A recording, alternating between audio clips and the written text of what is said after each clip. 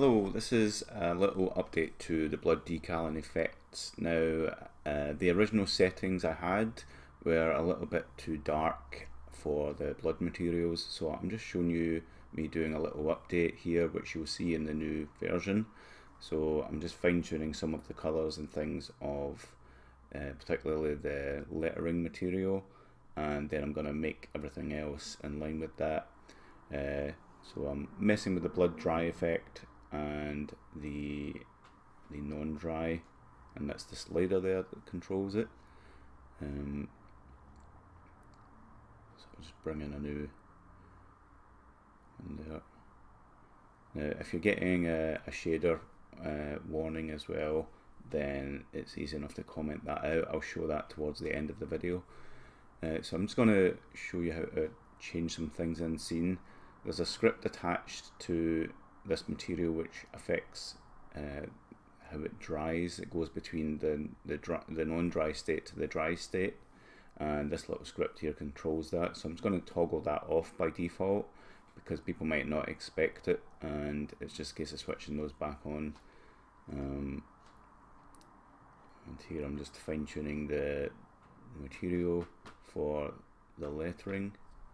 And because all the shaders are compatible with each other, you can basically select all the materials related to blood and just fine tune their controls. As long as you leave their textures intact, then like this you can adjust everything in one go and keep everything the same kind of values that you want for your game.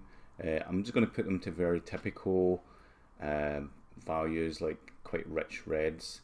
I do like blood to be a little bit darker just to sell it as a bit more realistic. Blood's quite glossy as well, and it's hard to see the gloss in this because you expect the little highlight shine. So I'm just showing you the reflection probe here, how it's used to enhance the the reflection of the room.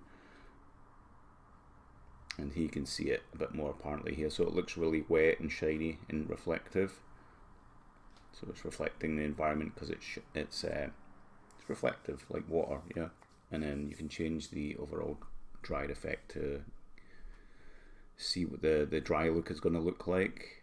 And then if you've got it enabled in the script, it will go between the wet and dry stage. So you'll have to re-enable that if you've downloaded this and the blood isn't drying. Just make sure you attach the blood drying script and re-enable it. You'll probably see in other videos that I explain how that works a little bit better. There's prefab set up with everything.